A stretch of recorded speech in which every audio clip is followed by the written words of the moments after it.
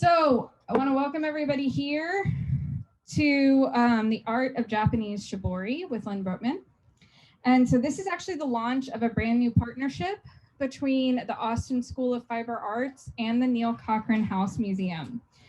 So over the next few months, we are going to present a series of lectures and workshops on fiber arts hosted right here at the Neill-Cochran House Museum, featuring world-renowned fiber artists. Our next lecture will take place on June 24th, featuring Flora Carlisle Kovacs.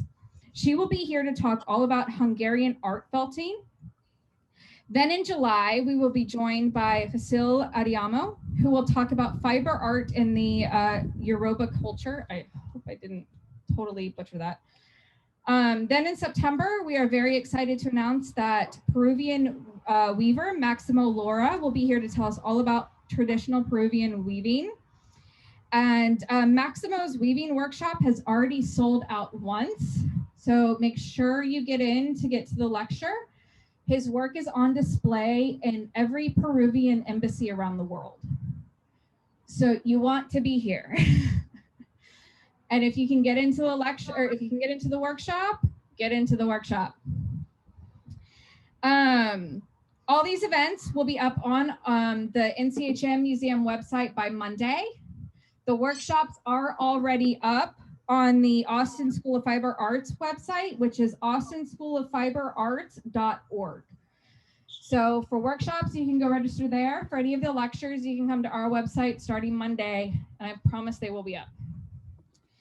So also coming up at the Neill-Cochran House Museum on Thursday, we have a really fascinating lecture by Don Carlton. He is the director of the Briscoe Museum, and he is going to be here to talk about the facts and fictions of the Yellow Rose of Texas and the Eyes of Texas.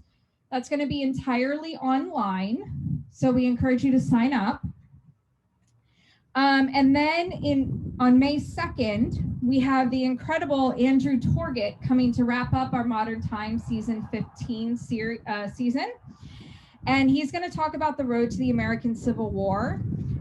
And in addition, he will be on hand both before and after the lecture to sign some of his books, The Seeds of Empire, which is all about the Cotton Empire. We also have a fabulous season of music coming up for the summer. First up, we have on May 7th and 8th, Austin Camerata will be here for their performance, Fire and Fiddles. I strongly encourage you to come to that. It will be fantastic. Then starting at the end of May, the Austin Chamber Music Center will be here. And then soon after, we will have Beethoven here. So again, great events, all taking place out here on our lawn, perfectly safe. Sign up for our newsletter to get more information about the events. So now, what I am sure y'all are really here for, I have Lynne Brotman. She is a media artist based here in Austin, Texas. Her work has been juried in several exhibitions, including the San Jose Museum of Quilts and Textiles, High Fiber and Fiber Art at the Poudre Gallery. She has completed artist residencies in Japan and Mexico and will travel to Sardinia, Italy to complete a third. Her work utilizes cross-cultural symbolism, especially pertaining to color and texture and its effect on our beliefs and actions. She is active in raising awareness for fiber art, both nationally and locally. So now, without further ado, I present Lynne Brotman.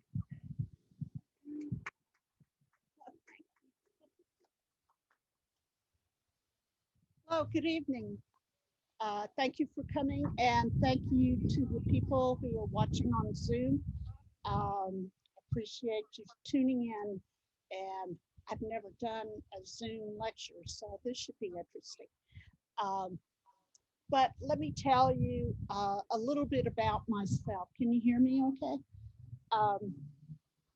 I grew up in my mother was the director of an Asian art gallery in Dallas at the Fairmont Hotel, and it was the largest Asian gallery in the United States.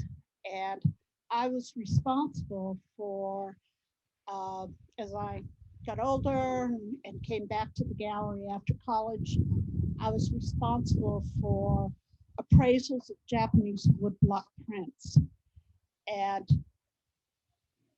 in those prints are the women who are dressed, and I was fascinated by their garments and the designs on their garments. And I wanted to know more. And I went out into the corporate world, and I ended up coming back to Shibori and to fiber art. So it's been a big circle, and that's why I have a particular interest in Shibori. I went to Japan and I studied with a master Shibori artist, which was an unusual thing to occur because they're very secretive and they don't teach. So there was a gentleman from Canada who had lived in Japan for over 30 years, and he will let people come and stay at his farmhouse, and he teaches weaving and shibori. And he is a master shibori artist. He's also a master tea ceremony practitioner. So that's where all this got started. By way, a long circle between Dallas to Minneapolis to Pennsylvania to New York and back to and then to Austin. I have practiced shibori and decided to settle here, and I have a studio at Canopy out on Springdale Road. And starting the school has been a new venture. This is what you do when there's a pandemic. You go right out and start a school, create a board, file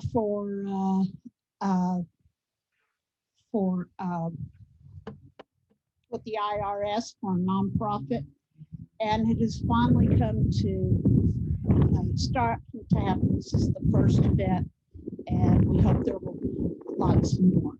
So our goal is to bring in master artisans from around the country and from around the world to teach their craft and their art form.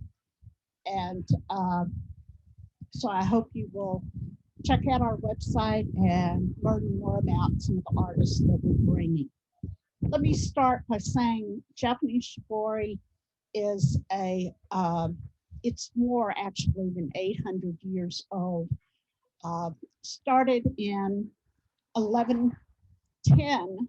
We date it back then, but it actually came by way of China, and I'll talk more about that. Imagine yourself, and see how I can move this across.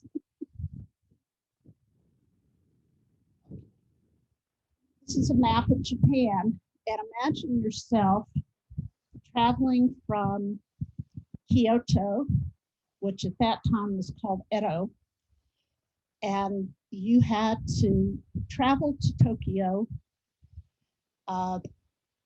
and pay homage to a royal family there, and you had to carry gifts, and a lot of those gifts came in the form of shibori.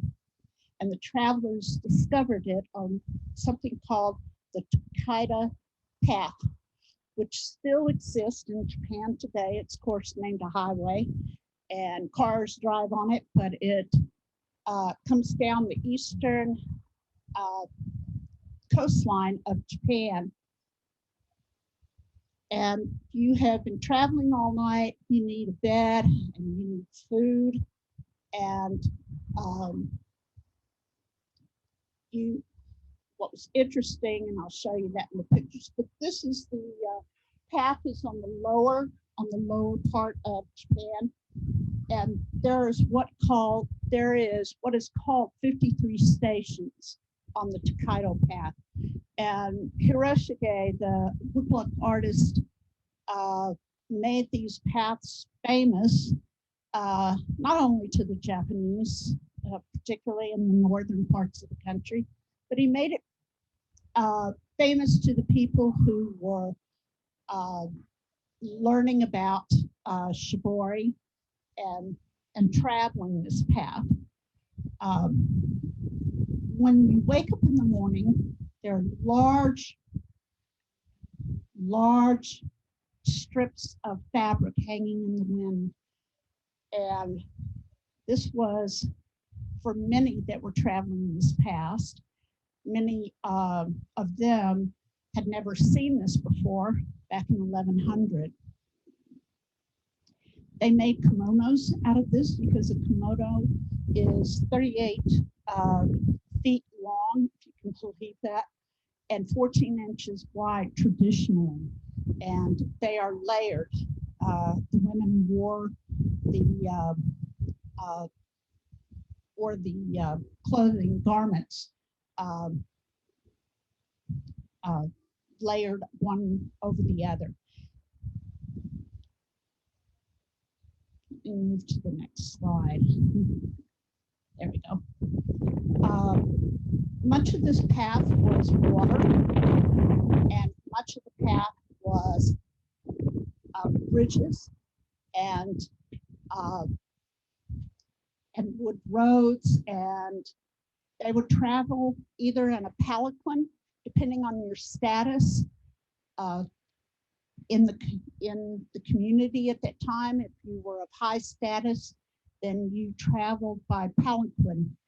And so they had four men who would carry that over on their shoulders and transport you all the way down the Tokaido Road and up into Tokyo. Many people, as I said, never had seen this type of art before. Actually, they discovered that this had come, they discovered a storage unit, shosen in Japanese, that part of the royal family had left in storage. He left the dynasty that he was ahead of, and he joined a Buddhist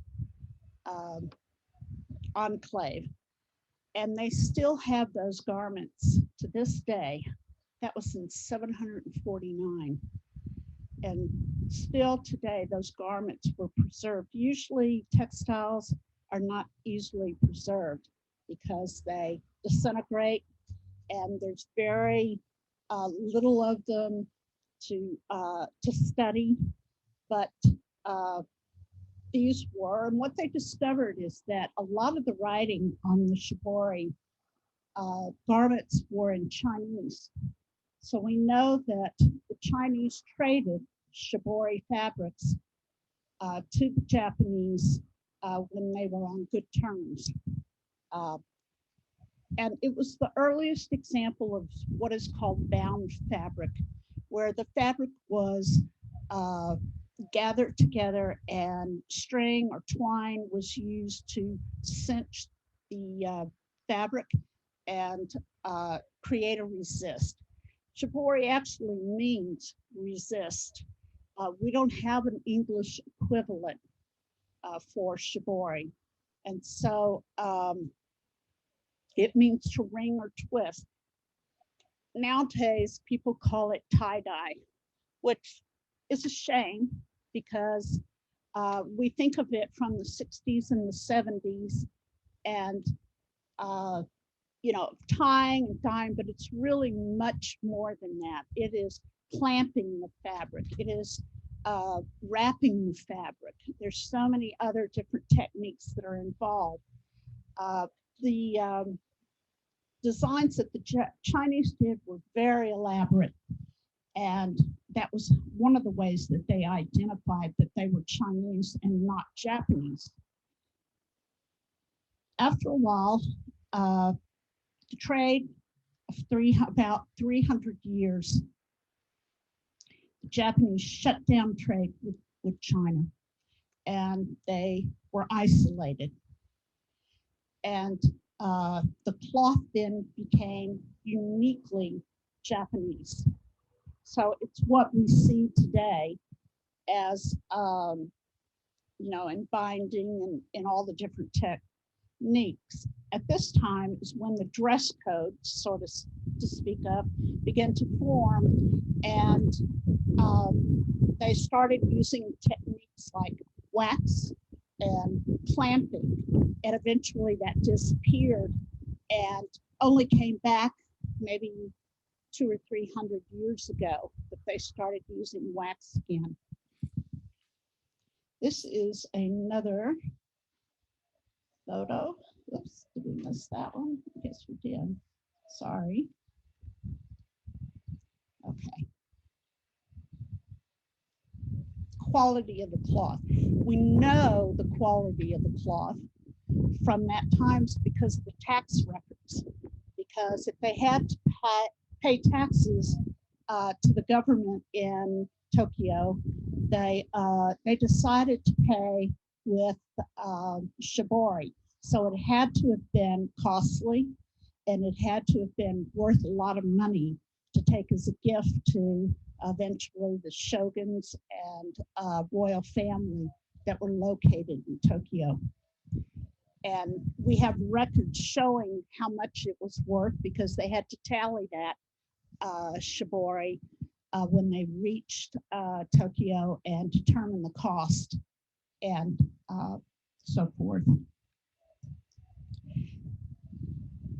There were different stations along the Tokaido path, 53 to be exact, much like there were stations in Britain where there were pubs and designated places for people to stop along the way and get drink and spend the night. This was very much the same. The difference is that all of these stations were sponsored by the government of Japan back in the 1100s. They paid for them, they built them, and they wanted to bring commerce to this area of Japan. The divisions of labor with shibori began by about the 17th century, but all this time they were buying shibori, it was being distributed. What was unusual is that Aramatsu, which I visited when I was in Japan, and it looks the same, almost the same as it did 1100 years ago. It's amazing, all wood structures and tiles. And the marketplace, in the window, all the shibori was hanging, but they wouldn't let you pass their front desk because the techniques are so unusual, and each house, so to speak, has their own designs, their own use of indigo. They have their own ways of creating the resist. And so they had a problem with a nearby town that was actually on the Tokaido path. Aramatsu was set back from the road. So they did that because they wanted people to come off the path of Tokaido and buy things, whether it was shibori or whatever. So there was a real rivalry between Aramatsu and Narumi. And what Narumi did was they began to sell shibori, but it was considered sort of second-class shibori. And of course, Aramatsu artisans got very upset, and they formed an association, and they complained to the government at the time saying, we can't let them sell that cloth, and you must prohibit it or restrict it. And the government hesitated to do that. And they shut down the Narumi artists so that people would travel out to the countryside.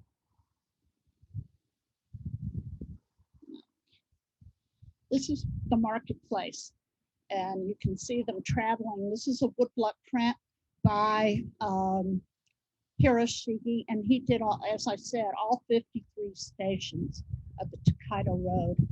And you can see, just like the cloth and the garments hanging in their stalls at the time, they still do it that way. It's really, truly amazing that they have maintained that going forward. Go to the next one. And you can see here, I apologize, they're very small, but you can see the palanquin right there in the very front as people traveled back and forth down the paths out in Aramatsu. This was a road marker showing the directions, so north and south, east, west, and everything in between. And all of these are still there on the Tokaido Road. What happened in Aramatsu was there was a gentleman, Kinezo, in Aramatsu who developed tools which they had never used before. And they began to create designs that were uniquely theirs. Whatever they could come up with. And they developed things such as pleating stands that sit on the floor. And eventually, Aramatsu was approached by an American company to produce shibori for Africa and with African taste. And they developed a trade that lasted even after World War II, trading shibori. This is the stand, and it sits on the floor. When I came back from Japan, I had one made for me, so I could figure out how they did it, and I actually watched the women do this. And the first one on the right, it's pulled. It's a long metal hook, and there is a little metal on the end of it, and they would throw the cloth over the hook it, and then bind it, as you see on the next photograph next to it. Or they would poof the fabric up in order to create white against blue, or whatever type of pattern they were trying to achieve.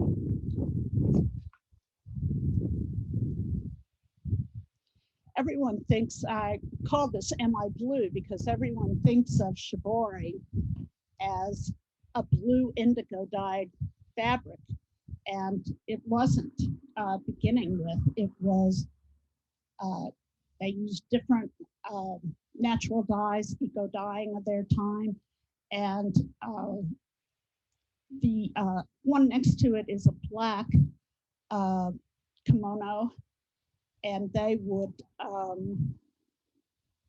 I didn't see this particular one when I was there, but I saw another black kimono, and it took your breath away because black is one of the hardest dyes to create, and particularly as a natural dye. So it was just beautiful. It just knocked me out. I stood in front of it for probably about 15 minutes because it is very difficult to achieve. So I came across this one in particular, and I had to show it to you because it's misleading to think sometimes that it's all indigo dyed and blue and white, because there are many different colors that the Japanese used. There are 6 major types of shibori techniques. Binding with a string, or today they use rubber bands, and they pinch the fabric, and they wrap twine around it, and depending on what the pattern is, they'll maybe dip the fabric into the dye, and they'll do that all over.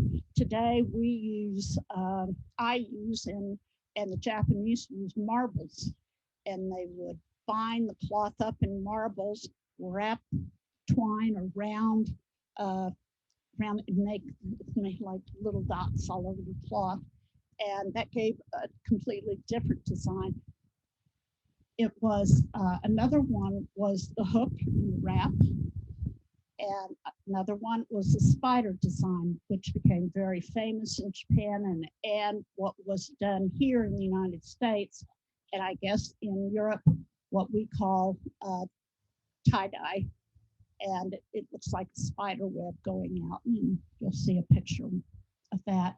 Ori nui, which means to sew, and that was sewing on the folds of the cloth. And I brought one. I don't know if I should pass it around because of our social distancing and everything else, but it looks somewhat like this with the strings attached on the end. And I'm gonna put the mic down and I'll show you.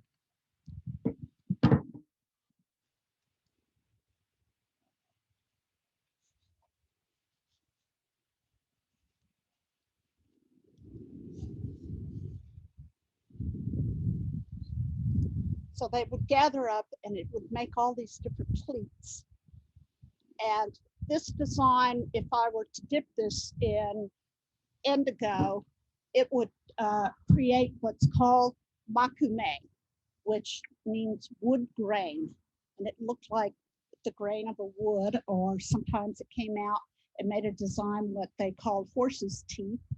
And it's very, I love it. That's the most fun I have with this because you can create white and blue separation on the cloth itself.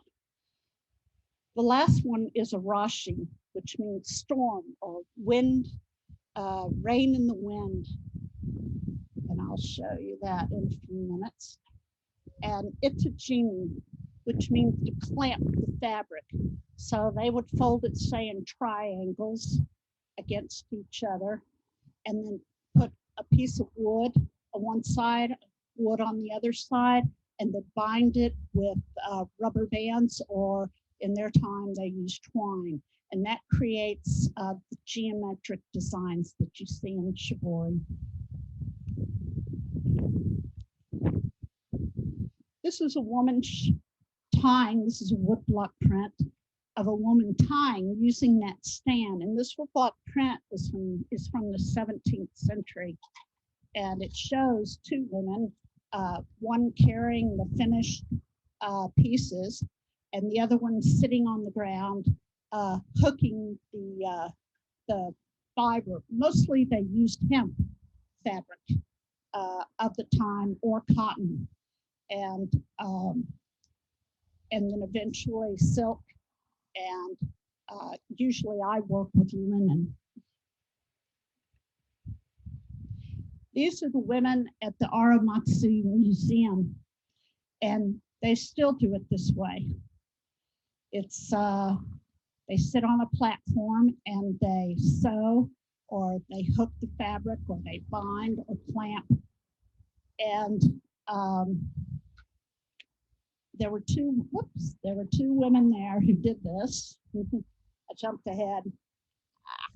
It's going through it. Stop. I'm sorry, I apologize, but it jumped ahead. So I'm going to back up. Karen, is she out here? Okay.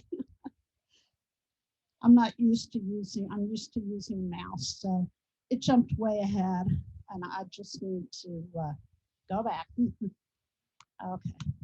Thank you. Right there? Yeah. No. Okay.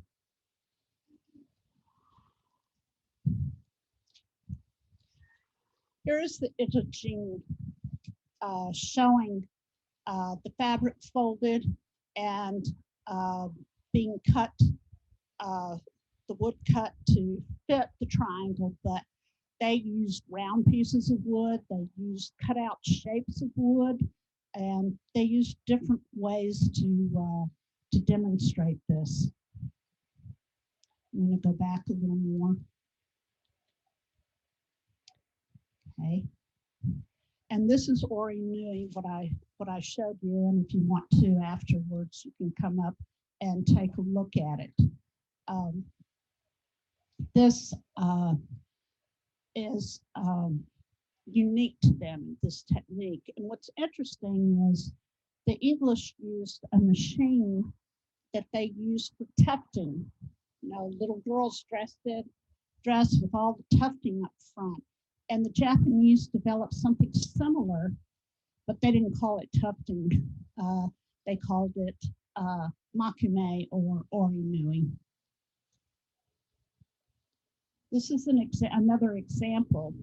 This is one that I created using sewing, gathering up the threads and the cloth, dip dye it in indigo. And the interesting thing about indigo, it's done in a vat. I use a bucket. I don't have a large wooden vat for it, but when you dip indigo into the vat and pull it out, it's green. And you leave it in the air, and once the air reaches all the crevices in the cloth, it turns blue gradually and gradually. It gets bluer and bluer. But it has to oxygenate in the air before you turn the blue. And the blue comes from the leaves of the indigo plant. And they ferment them. In the farmhouse where I was staying, there were fields that you could look out the window and just rows and rows of indigo plants. And certain times of the year, they would gather them, ferment them, and then make it into almost like round balls of indigo or a indigo grain that you could use when dyeing. This is an example of the makume.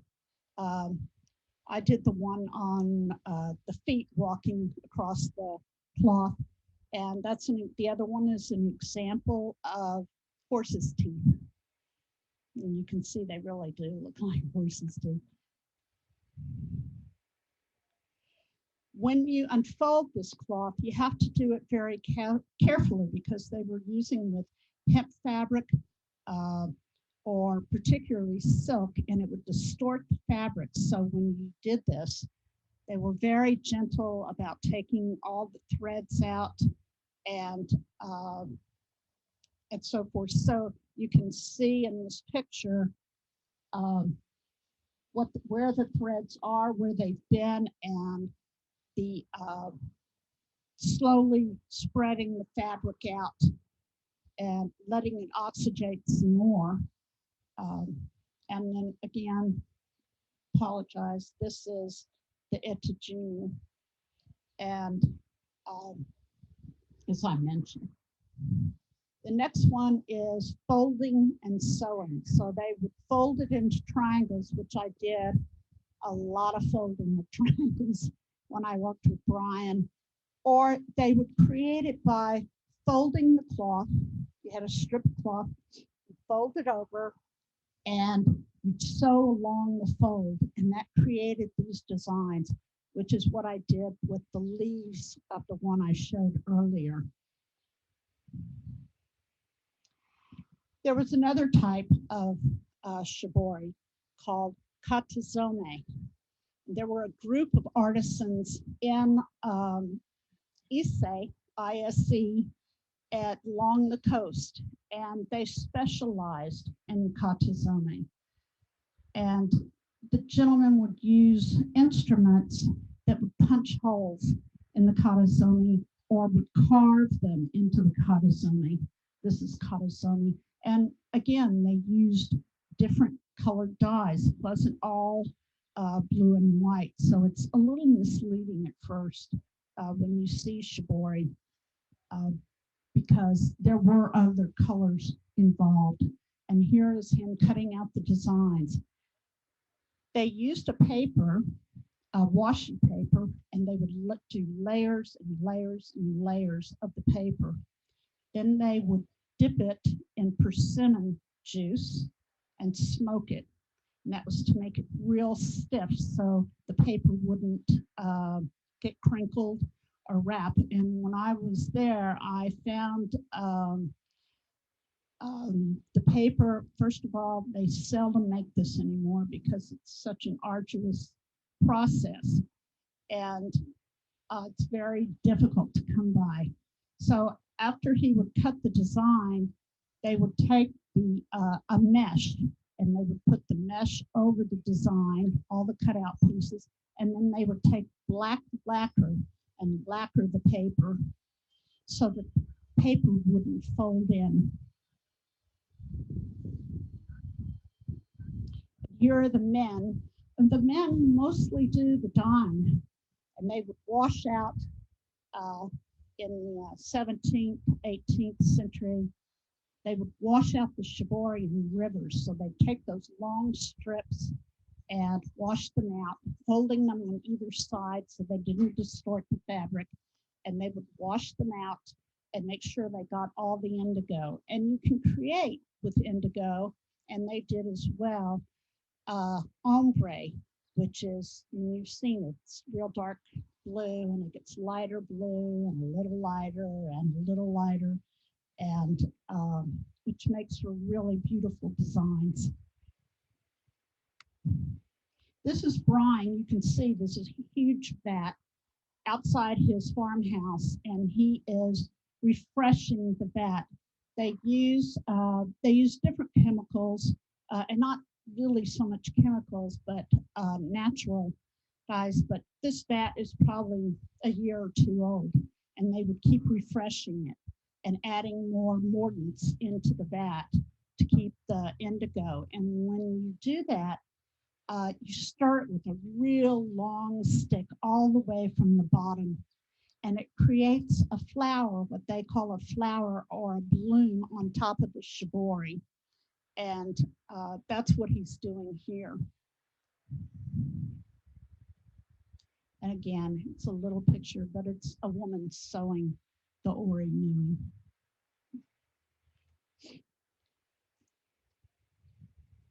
So this is the process. You start with fabric. You come up with the design that you want to use, a composition, and then you design that using whether you're going to use ori nui or you're going to wrap it on a pole. And the pole wrapping is relatively new, as I said before, and it creates beautiful designs. And I think there's a photo in here of that. So you determine how you were going to stitch it or what technique you were going to use. And you would dip it in the indigo or however you were going, whatever dyes you were going to use. And you would create the resist. You'd release the resist. And when it was through, when it was very dry, and you'd open the cloth. And the thing that I like about shibori is that there is no, as Japanese would say, it's wabi-sabi. There is no perfection, and the dye bleeds, it halos, it does. You never really know what will happen when you open it. So it's a mystery, it's a surprise every time you open the cloth. And it's interesting when I teach workshops in shibori, when people have dyed something and they opened it up to see their faces, because they had no idea what type of design would come out after all that sewing or binding or whatever they had used. It's fun to watch. And then you set the dye with an iron nowadays because heat sets a stain, and this is basically a stain. And in indigo, it sits on top of the fabric. A lot of dyes will permeate the fabric and actually become part of the fabric. With indigo, it sits on the top. It's just the dyeing technique that they use. This is a close-up of the piece. And different techniques can be used in the one piece. You can combine katazome, the stencil, with sewing, or combine it with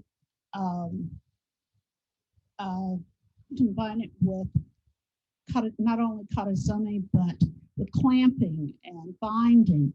So it's an opportunity to experiment. They did that somewhat, but not very much. They usually stuck with one design.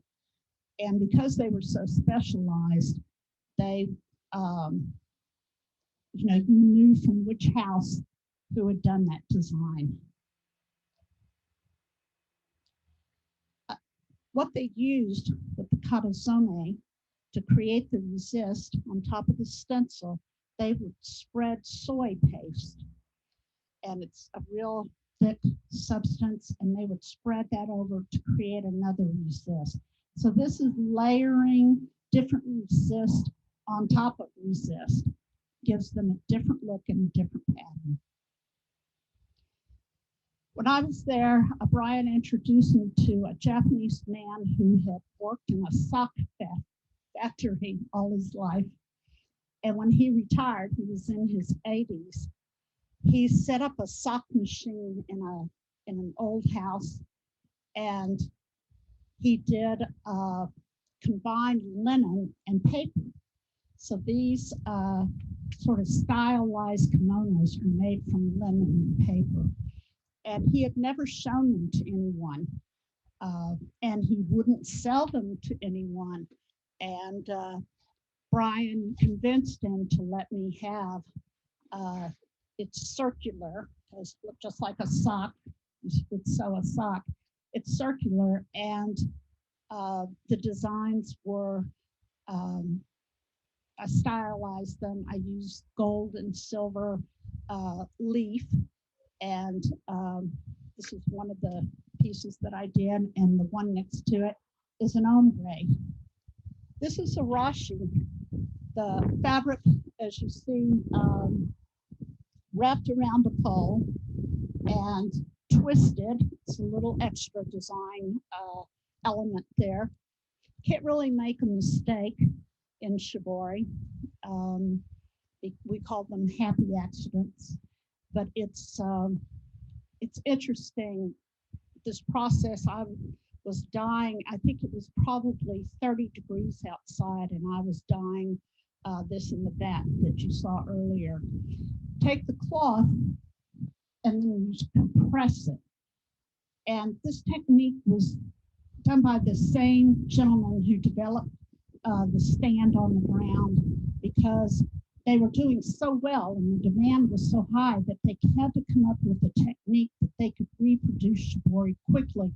And this quickly is a way to do it. And you can see there is twine wrapped around the cloth to create the lines, and it makes it look like there is rain across the water in a strong wind.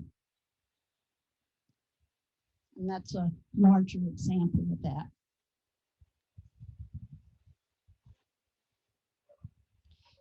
Another thing about shibori is if you really study all the different types, you can tell by looking, your eye becomes used to it, and you can say, they created that using a pole, or they created that using a katazome, a stencil, or that was done by clamping the fabric.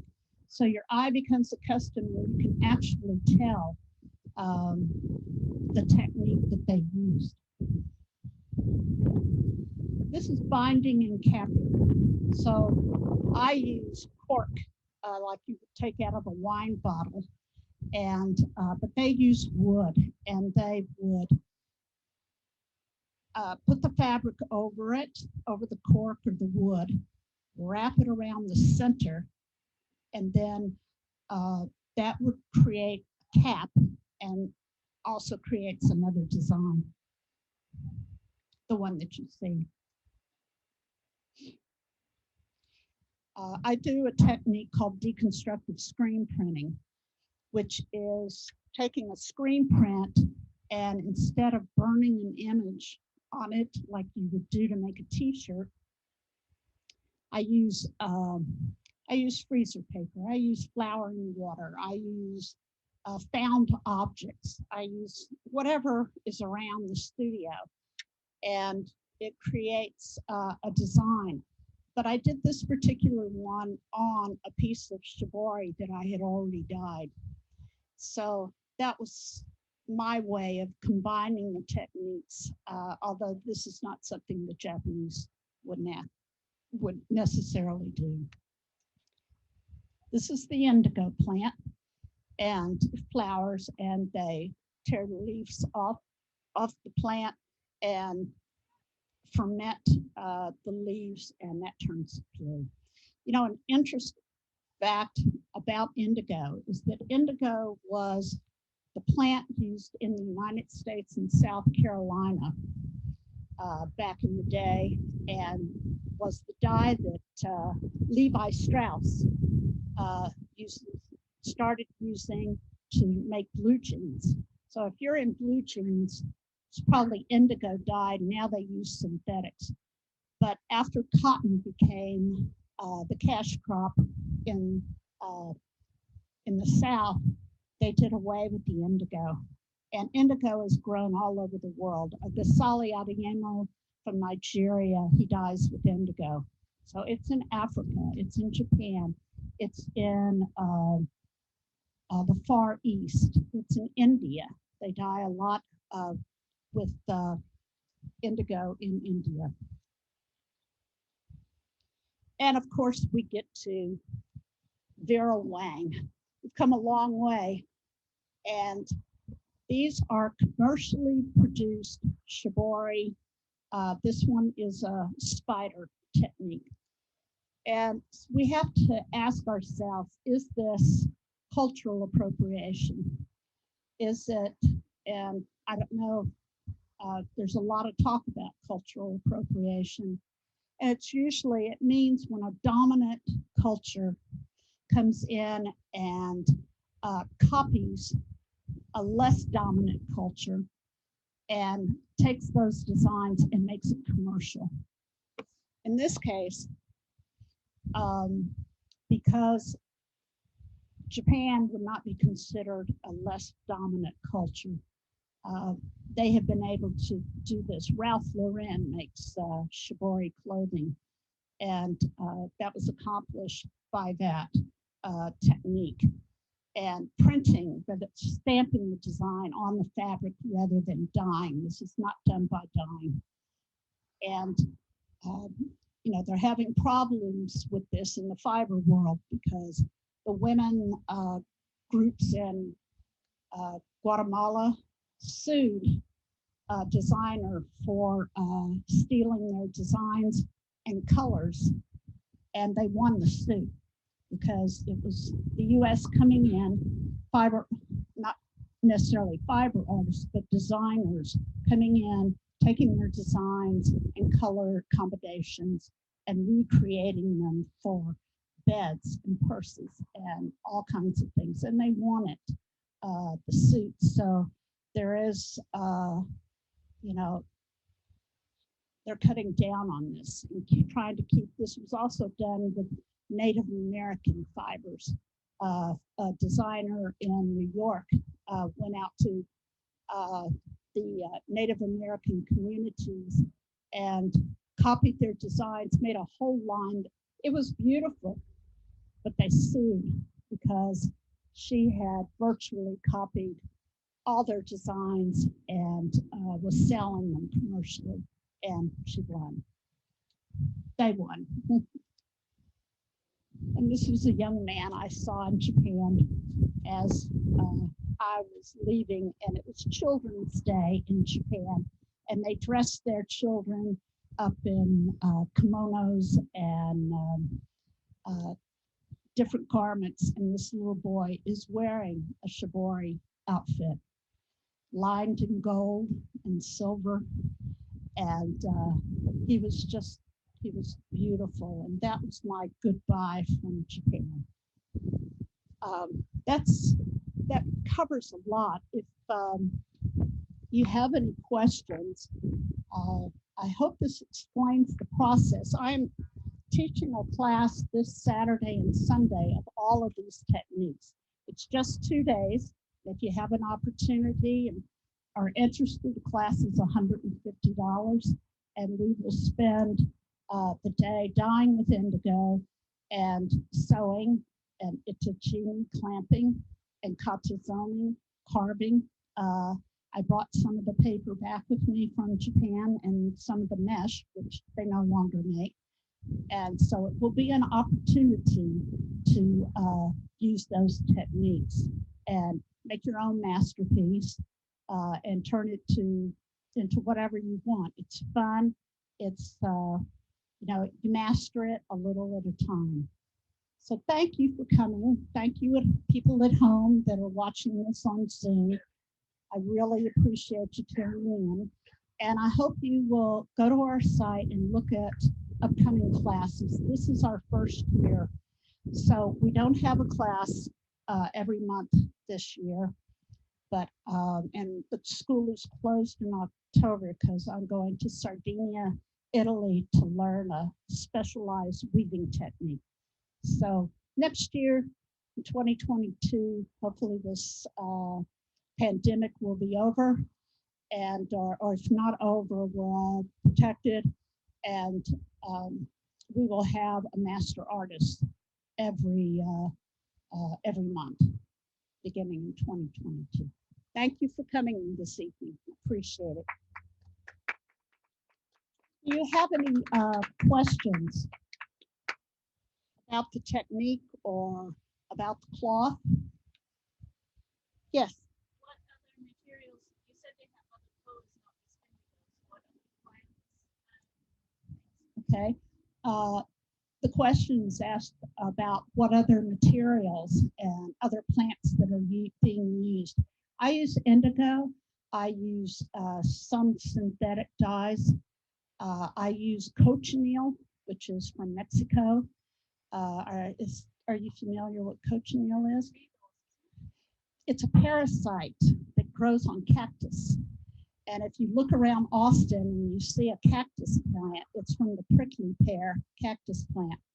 And you'll see these little white dots, and they are female parasites that grow on the cactus. And in Mexico, they take those and hang them up and let them dry, scrape off the bug, or however you want to describe it, and grind it with a mortar, and they make dye. It's probably, if you have on any kind of blush, a red lipstick, or any kind of cosmetics, it's used in cosmetics today. And the largest producer of that is Peru. They use hemp, they use silk, they use cotton. They use mostly organic kinds of fibers, no synthetics.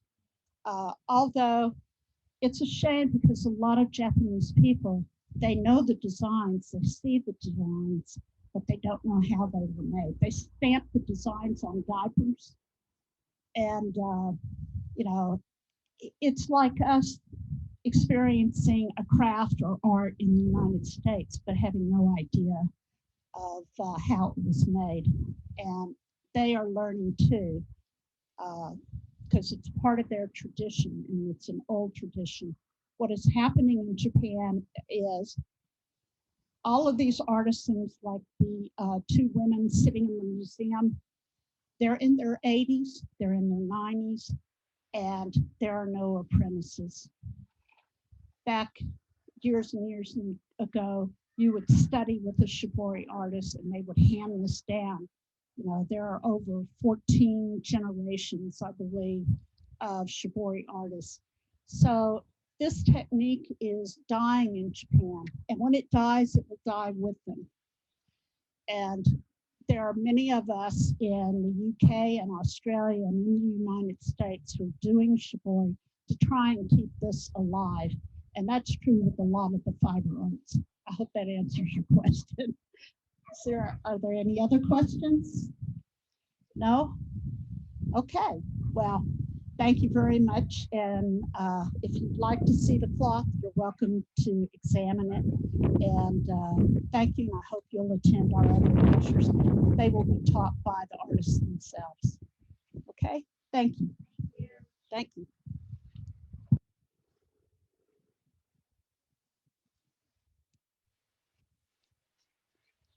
And thank you to everyone who joined us from home. We hope to see you again soon.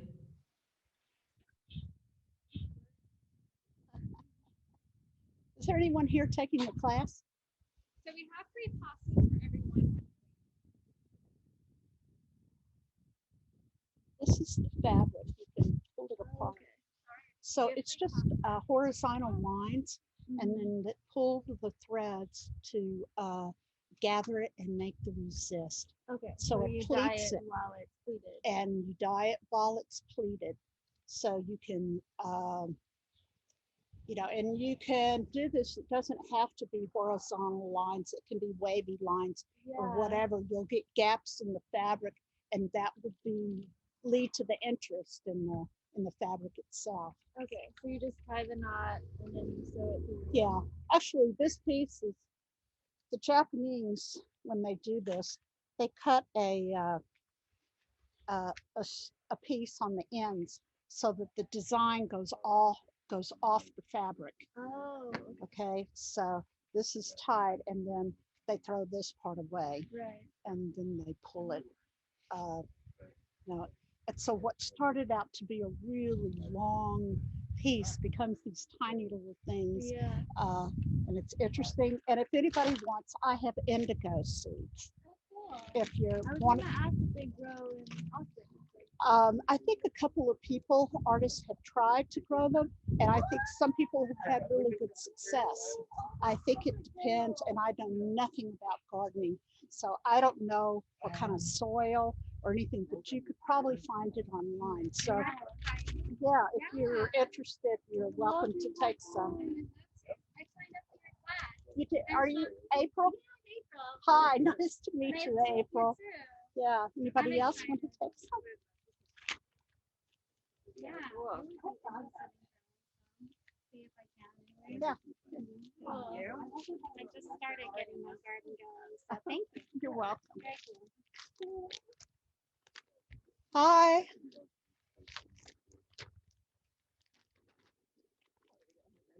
Yes. Hi. Simulations. Who's that? It's an Emily. Oh, yeah. Yeah. There we are. And there are no more questions. All right.